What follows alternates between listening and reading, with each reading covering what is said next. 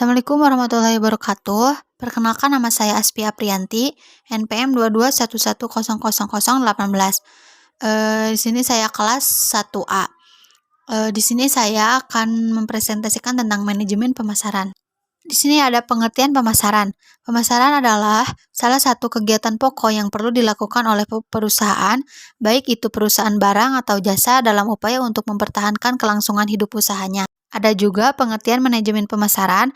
Manajemen pemasaran adalah kegiatan analisis, perencanaan, pengarahan, pengawasan, dan evaluasi yang berhubungan dengan proses memperkenalkan produk baik berupa barang atau jasa kepada khalayak ramai atau konsumen. Di sini juga ada konsep-konsep pemasaran.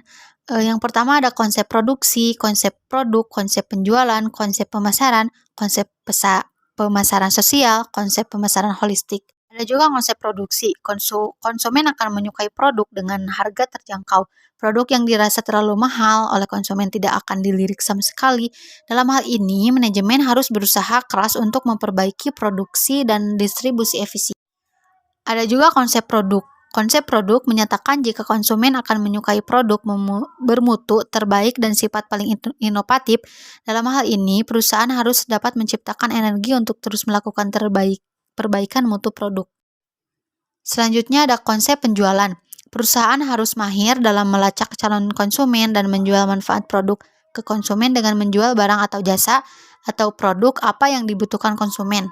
Ada juga konsep pemasaran. Konsep ini mempunyai prinsip bahwa dengan sasaran organisasi tergantung pada kebutuhan dan keinginan target pasar, karena penyampaian kepuasan yang dilakukan itu lebih efektif dan efisien daripada pesaing. Ada juga konsep pemasaran sosial. Perusahaan sebagai penjual wajib menetapkan kebutuhan, keinginan, serta memberikan kepuasan yang diinginkan dengan efektif dan efisien dibandingkan kompetitor. Selanjutnya ada konsep pemasaran holistik. Suatu konsep pemasaran menyeluruh, yaitu konsep di mana para pemasar berusaha untuk meningkatkan kesadaran dari suatu kebutuhan konsumen agar didapat pendekatan yang lebih lengkap dan menyatu atau kohesif, sehingga melebihi aplikasi konsep pemasaran secara transaksional. Ada juga konsep inti pemasaran. Konsep inti pemasaran meliputi kebutuhan, keinginan, dan permintaan produk, barang, jasa, dan gagasan, nilai biaya dan kepuasan pertukaran dan transaksi, serta hubungan pemasaran, pasar, pemasar, dan calon pembeli. Kebutuhan, keinginan, dan permintaan. Kebutuhan manusia adalah ketidakberadaan beberapa kepuasan dasar. Manusia mempunyai banyak kebutuhan yang kompleks, bukan hanya fisik dan psikis. Ada juga keinginan, digambarkan dalam bentuk objek yang akan memuaskan kebutuhan mereka, atau dengan kata lain, keinginan adalah hasrat akan penawaran kebutuhan yang spesifik. Ada juga produk atau barang, jasa, dan gagasan. Munculnya berbagai kebutuhan, keinginan, dan permintaan pasar mendorong produsen untuk mempelajari, melakukan riset pasar, mengamati perilaku konsumen, menganalisis keluhan dan ketidakpuasan yang dialami konsumen, mencari jawaban produk atau jasa apa yang sedang disukai, akan disukai, dan yang tidak disukai konsumen. Dengan demikian, produsen dapat menawarkan produk atau barang, jasa, dan gagasan kepada pasar untuk diperhatikan, dimiliki, atau dikonsumsi sehingga kepuasan konsumen dapat tercapai. Ada juga nilai dan biaya dan kepuasan. Konsumen membuat pilihan. Pembeli berdasarkan pada persepsi mereka mengenai nilai yang melekat pada berbagai produk dan jasa ini. Nilai adalah selisih antar nilai total yang dinikmati pelanggan karena memiliki serta menggunakan suatu produk dan biaya total yang menyertai produk tersebut. Dan ada juga pertukaran dan transaksi. Pertukaran adalah tindakan untuk memperoleh barang yang dikehendaki dari seseorang dengan menawarkan sesuatu sebagai imbalan. Terdapat 5 kondisi. Yang pertama, terdapat sedikitnya 2 pihak. 2. Masing-masing pihak memiliki sesuatu yang mungkin berharga bagi pihak lain. 3. Masing-masing pihak mampu berkomunikasi dan melakukan penyerahan. 4. Masing-masing pihak bebas menerima atau menolak tawaran pertukaran. 5. Masing-masing pihak yakin bahwa berunding dengan pihak lain adalah layak dan bermanfaat. Selanjutnya ada hubungan pemasaran dan pasar.